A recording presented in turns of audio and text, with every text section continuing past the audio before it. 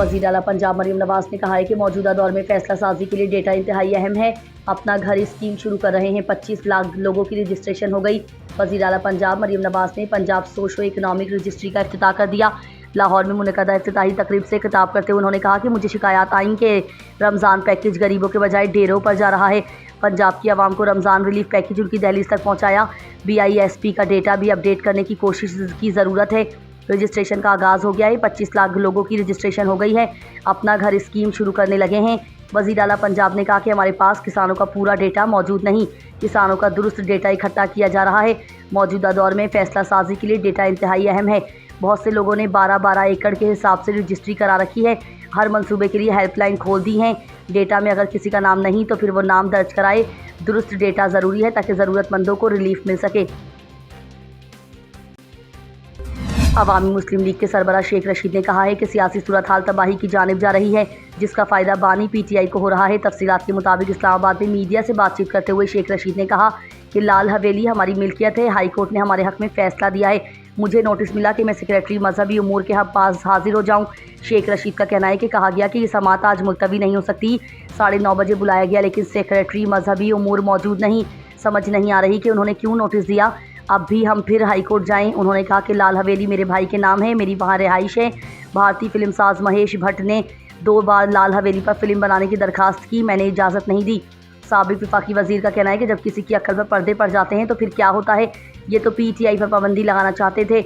31 अगस्त तक सामने आ जाएगा कि मुल्क की सियासत क्या है। अवामी मुस्लिम लीग के सरबराह ने कहा कि कौम बिजली के बिलों से तंग है, भाई भाई को मार रहा है। मैं 2 बड़ों को कहता हूं कि आज उनको फारिग करें।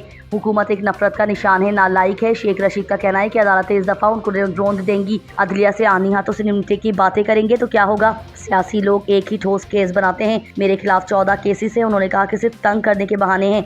हाई कोर्ट करार दे चुकी है कि हमारे खिलाफ कोई केस नहीं।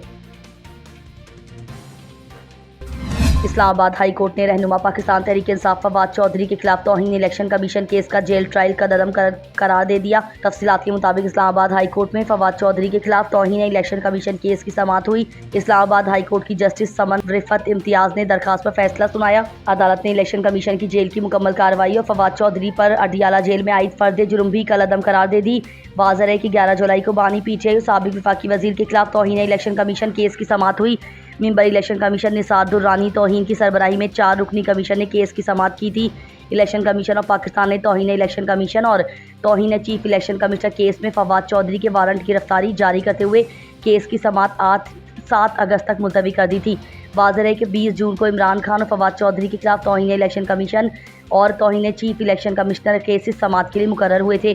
3 जनवरी को तौहीन इलेक्शन कमीशन केस में इमरान खान और साबिक वफाकी वज़ीर फवाद चौधरी पर फर्द जुर्म आयद कर दी गई थी।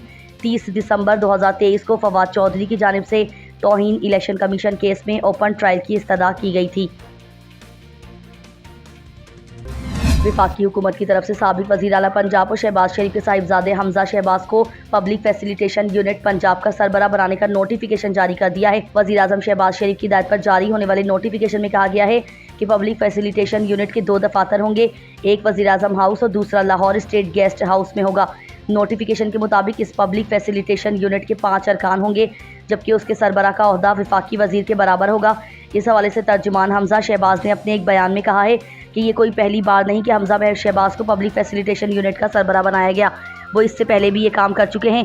पहली बार उन्हें नवाज शरीफ ने इस ओहदे पर लगाया था। उनका कहना था कि यह ओहदा बुनियादी तौर अवाम और वज़ीर आज़म के दफ्तर के दरमियान फासला कम करने के लिए होता है।